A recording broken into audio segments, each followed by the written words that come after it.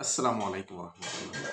সুপ্রিয় বন্ধুরা, আপনারা যারা ষষ্ঠ গণবিজ্ঞপ্তিতে আবেদন করেছেন কিংবা যে কোনো সরকারি চাকরিতে আবেদন করে ভাইবা পরীক্ষায় উত্তীর্ণ হয়েছেন, সবারই মনে একটা স্বপ্ন থাকে যে আমি একটা ইউনিক সিগনেচার দিব, অর্থাৎ আমার একটা নিজস্ব আলাদা সিগনেচার থাকবে, যে সিগনেচার দিয়ে আমি সকল অফিসিয়াল কার্যক্রম সম্পন্ন করব।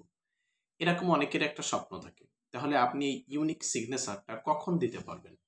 এটা হচ্ছে মূল প্রশ্ন।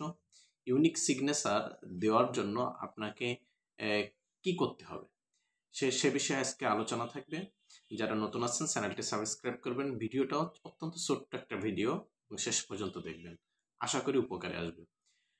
তো যখন আপনারা ভাইভায় উত্তীর্ণ হবেন, ভাইভায় উত্তীর্ণ হওয়ার পর আপনি যে চাকরিতেই হন না কেন, শিক্ষকতা হোক কিংবা আপনি সরকারি যে কোনো গভর্নমেন্ট চাকরি হোক, যে চাকরিতেই আপনি যান না কেন, সেই চাকরিতে আপনি ভাইভা উত্তীর্ণ হওয়ার পর সকল কার্যক্রম শেষ হলে আপনাকে একটা জয়েনিং লেটার দেওয়া হবে।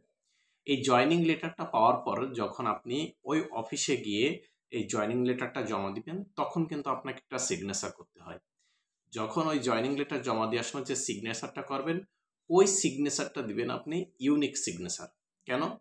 তাহলে আপনার যে একটা স্বপ্ন ছিল যে আমি চাকরি করি, এখন একটা আমার আলাদা ইউনিক সিগনেচার থাকবে, অর্থাৎ স্বাক্ষর থাকবে, তখন আপনি জয়েনিং লেটার জমা দিলে যে স্বাক্ষরটা দিবেন, ওই স্বাক্ষর দিয়ে আপনার জয়েনিং লেটারটা জমা দেওয়ার পরবর্তী সকল কার্যক্রম করতে হবে।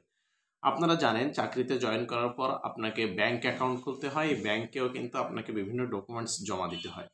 তো যখন ব্যাংকের বিভিন্ন ডকুমেন্টস জমা দিবেন, তখনও কিন্তু আপনাকে স্বাক্ষর দিতে হয়।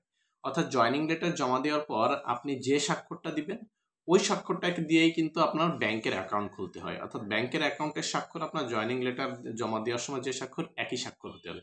এই একই স্বাক্ষর না হলেই কিন্তু আপনার ব্যাংকের অ্যাকাউন্ট খুলতে পরবর্তীতে সমস্যা হবে। অর্থাৎ যাদের ইচ্ছা হচ্ছে আমি একটা আলাদা, অর্থাৎ অ্যাপ্লিকেন্ট কপিতে যে স্বাক্ষর দিচ্ছি ওই স্বাক্ষর না, আমি একটা আলাদা স্বাক্ষর দিতে চাই, কিংবা আমি এখন একজন শিক্ষক হিসেবে আমার একটা ইউনিক আলাদা স্বাক্ষর চাই, সেক্ষেত্রে আপনারা যখন রিকমেন্ডেশন লেটার পাবেন, অর্থাৎ জয়নিং লেটার পাবেন, তখন এই জয়নিং লেটার যখন আপনি প্রধান শিক্ষকের কাছে যে আপনি জমা দিবেন, ওই জমা দেওয়ার সময় যে স্বাক্ষরটা দিবেন, ওই স্বাক্ষরটা আপনি আলাদা ইউনিক স্বাক্ষর দিবেন, এবং ওই স্বাক্ষর দিয়ে কিন্তু আপনাকে এমপিওতে আবেদন করতে হবে, ইএফটিতে আবেদন করতে হবে, ব্যাংক অ্যাকাউন্ট খোলার সময় আবেদন করতে হবে, সব কিন্তু ওই একই স্বাক্ষর দিয়ে। এর জন্য যারা আলাদা স্বাক্ষর দিতে চান তারা ওই নিজের আলাদা স্বাক্ষরটা বারবার প্র্যাকটিস করবেন, যেহেতু সেই আলাদা স্বাক্ষর দেওয়ার সুযোগ অতি শীঘ্রই আপনাদের সামনে আসতে যাচ্ছে। এছাড়াও এছাড়াও যদি আপনাদের স্বাক্ষর বিষয়ে যদি কোনো প্রশ্ন থাকে, তাহলে আমাদের কমেন্ট বক্সে জানাতে পারেন।